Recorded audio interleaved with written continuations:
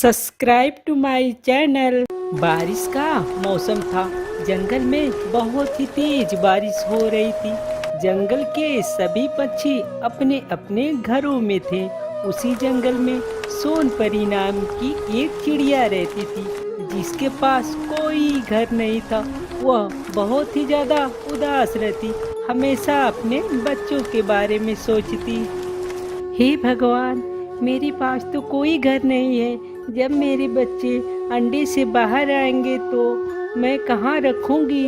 बारिश भी बहुत तेज हो रही है। तभी सोनपरी चिड़िया के मन में एक विचार आता है, क्यों न मैं मीठू तोते के पास जाऊं और कुछ पैसे उधार लेकर अपना एक घर बना लेती हूँ। फिर जब मेरे पास पैसे होगा तो धीरे धीरे पैसे वापस कर दूंगी। फिर सोनपरी चिड़िया मीठू तोते के पास जाती है। मीठू तोते, मुझे कुछ पैसे उधार दे दो, मैं अपना एक घर बनाऊंगी। बारिश का मौसम है, मेरे बच्चे अंडे से बाहर आने वाले हैं। अगर वे बाहर आ गए तो बारिश में मर भी सकते हैं। अरे सोनपरी, तुमने अभी पिछले महीने ही पैसे लेकर गई थी मुझसे, तो फिर चली आई पैसे मांगने। चलो चलो जाओ यहाँ से। सोनपरी चिड़िया उदास होकर अपने घोंसले में आ जाती है। हे भगवान, मुझे कितना दुख देंगे? क्या मेरे नसीब में एक भी घर नहीं है? तभी रात हो जाती है। बारिश हल्की थी। जब सोनपरी चिड़िया सुबह उड़ती है तो बारिश बहुत तेज हो रही थी। सोनपरी चिड़िया अपने अंडे को लेकर कालू कौवे के पास जाती है। कालू कौवे, बारिश बहुत तेज हो रही है, क्या तुम मेरे अंडे को अपने पास रख सकते हो?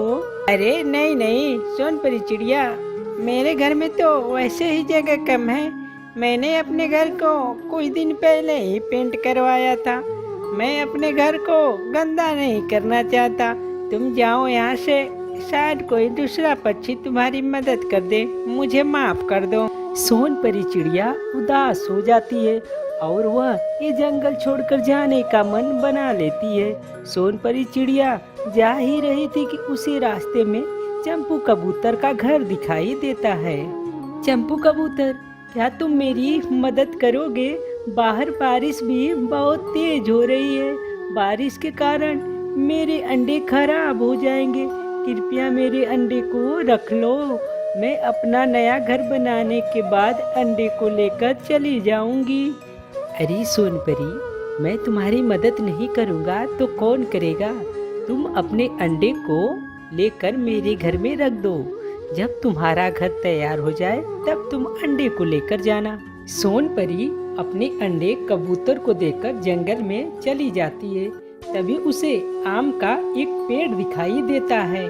अरे कितना सुंदर आम का पेड़ है, मैं इस पर ही अपना नया घर बनाऊंगी। सोनपरी ने घर बनाने के लिए लकड़ी इकट्ठा करना शुरू कर दिया और उसी पेड़ पे एक अच्छा सा घर बना दिया। अब सोनपरी चिड़िया अपने घर को देखकर बहुत ही खुश थी। फिर वह अपने अंडे को लाने के लिए कबूतर के घर जाती है।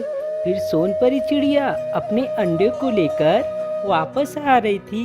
तभी उसका अंडा नीचे गिरकर टूट जाता है। फिर सोनपरी चिड़िया रोने लगती है और खुद से कहती है, हे भगवान, ये क्या हो गया मेरे साथ? मैंने कितने प्यार से अपने बच्चों के लिए एक घर बनाया था। सोनपरी चिड़िया वहाँ से चली जाती है। उसे रास्ते में एक अंडा मिलता है। अरे कितना सुंदर अंडा है, यह अंडा किसका होगा? तभी उस अंडे से एक बच्चा निकलता है। सोनपरी चिड़िया बच्चे को देखकर बहुत ही खुश हुई। वह उसे अपने घर ले गई और उसके साथ खुशी से रहने लगी।